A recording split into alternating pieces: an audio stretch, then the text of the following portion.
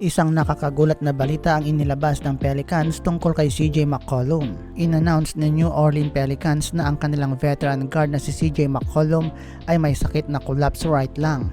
Magsasagawa pa sila ng malalim na examination para ma-evaluate kung gaano katagal ang magiging proseso nito para gumaling. Ang official diagnosis kay CJ McCollum ay isang small pneumothorax sa kanyang right lung. Ang injury na ito sa veterans guard ay malaki ang impact sa Pelicans' chances of winning at ito rin ay nagbigay ng concern sa former Trailblazers health. Walang malinaw na pahayag kung kailan nakuha ni McCollum ang injury, pero ito ay nadiskubre sa nangyaring team's medical examination nitong nakarang linggo.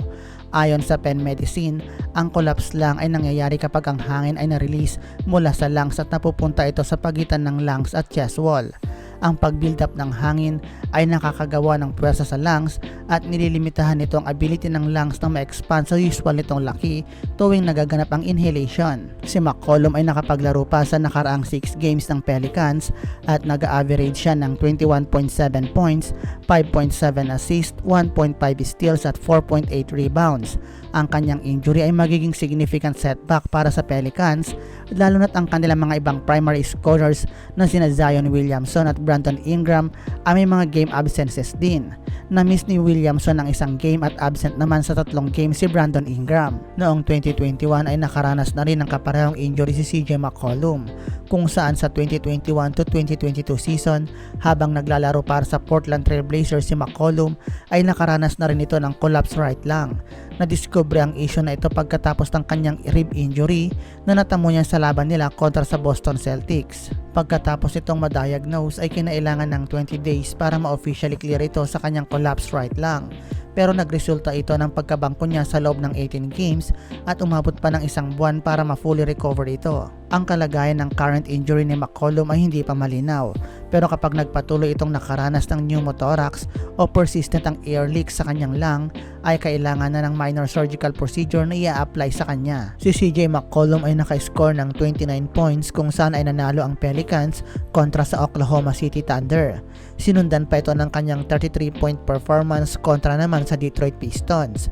Siya ay may average na 38.0% shooting from the 3-point territory na may 8.3 attempts per game bago siya na-injured. Sa nakaraang season ay mula kay CJ McCollum at Trey Murphy ang kalahati ng New Orleans 3 points made, pero ngayon ay parehong unavailable ang dalawa kung huhulaan ang kanilang future game. Dahil sa ngayon, si Murphy kasalukuyan pa rin nagpapagaling mula sa left knee injury na natamo niya noong summer. Si McCollum ay isa sa Pelicans' most durable players mula nang makuha siya sa trade ng team. Siya ay naglaro ng 75 of 82 games sa last season kahit na siya ay may iniindang torn ligament sa kanyang right thumb. Ating subaybayan kung ano ang magiging kalagayan ni CJ McCollum at kung ano ang gagawing hakbang ng Pelicans para mapanatili ang kanilang magandang stats sa panibagong season ng NBA. Starting center ng Orlando Magic na si Wendell Carter Jr. na injured ang kamay. Sa mga laro na nasa loob ng court si Wendell Carter Jr., ang depensa ng Magic ngayon season ay nasa 4.7 points per 100 possessions na masasabing may improvement mula sa nakaraang season.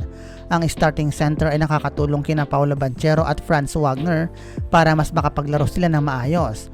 Pero ngayon lang ay in-announce ng Magic na hindi makakapaglaro si Carter sa mga susunod na games dahil na-fracture ang kanyang kamay. Ang kanyang injury ay kanyang natamo sa final seconds sa laban ng Orlando Magic at Utah Jazz. Ito ay nang tumalon si Carter para mag-rebound pero bumagsak ito at nadaganan ang kanyang kaliwang kamay. Pansamantala munang ipapalit bilang starter si Moritz Wagner habang sina Jonathan Isaac at Goga Bitadze ay mabibigyan din ng pagkakataon na makapaglaro mula sa bench.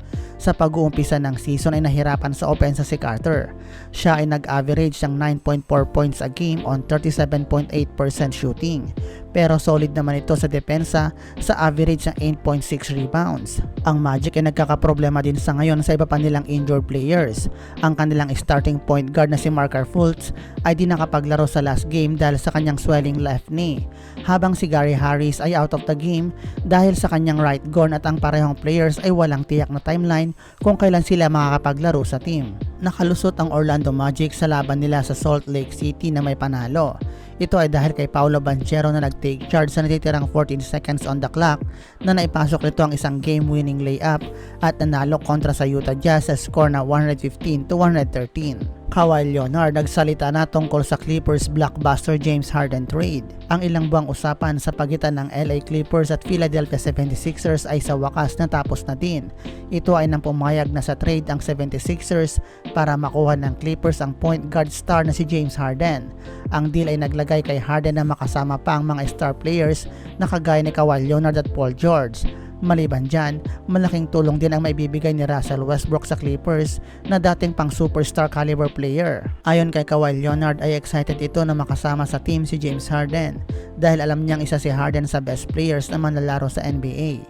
Si Harden ay 10-time All-Star, 7-time All-NBA player at siya ay 3-time scoring champion.